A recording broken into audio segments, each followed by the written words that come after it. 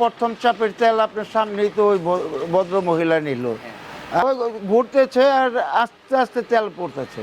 তেলটা ঠান্ডা, cold press, ও গরম হয় না। আপনি তেল পড়তেছে না, আদা দেখবেন যে হাতে কোনো গরম অনুভব করবেন না। আসলে আমিও শুনি ডাক্তার খাইতে বলে, এটা গুণগত মান ভালো।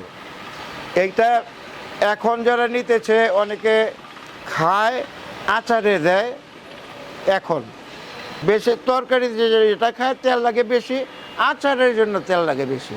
সব বাংলাদেশের সব জায়গায় হয়, তবে আমাদের এখানকার শস্যটা ভালো বেশি, মানিকগঞ্জ পাড়াগ্রাম। দুই প্রকার আছে, এক হলো হলুদ দেশি সরিষা আর লাল দেশি সরিষা। হাইব্রিড আর এলচির মাল, বাহিরের মাল। আমরা হাইব্রিড বাঙালি না, এইটা দেশি লাল সরিষা, এটা হলুদ সরিষা। এটা তেলে কম আসে আর এটা তেল বেশি আসে। 3 ভাগের 1 ভাগ, 33% তেল হয়। কাঠের গাড়িতে সব তেল হয় না, ওটা মেশিনে যেতেই হইবে। ওই যে এখন শেষ, এটা লয়ে যাবো মেশিনে, পর ওটা চিপুরবো, ফাইনাল খোল হইব, ফালাই দেব। আমরা ভালো মানের শস্য লই, যা বাইছা দেয় ওরাই দেয়। রিফাইন এটা কাপড় থাকতে হয়, এটা ফিল্টার বলে। ওটা ভাঙলে ময়লা থাকে, ময়লাটা দূর করতে হইলে ফিল্টার করতে হইবে।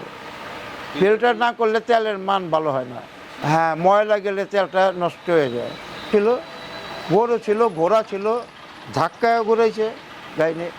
আধুনিক জমানা, কারেন্ট আছে, গরু তো এখন অমানবিক। এটা যে ফাংশন এক, ওটা মূলত ঘুরনটা হলো কাজ। যেভাবে ঘুরুক না কেন, ঘুরনটাই কাজ। কাজে মেশিনে ঘুরে এটা ভালো। আমার কাছে সব ধরনের মানুষ, একদম স্পিকার থেকে শুরু করে চৌকিদার পর্যন্ত আসে। স্পিকারে মানুষ পাঠায় আমার এখান থেকে তেল নেওয়ার জন্য। আর্মিরা নেয়, বিডিআররা, এই যে ইয়েরা নেয়, বিডিআররা নেয়, এই যে র্যাব 2 নেয়, র্যাবেরা নেয়, এরা নিয়ে খাইতেছে, এরা পরীক্ষা করে খায়। ওনার তেলটা আমরা খাই যে এক চাপের তেল, এটা তো পাওয়া যায় না।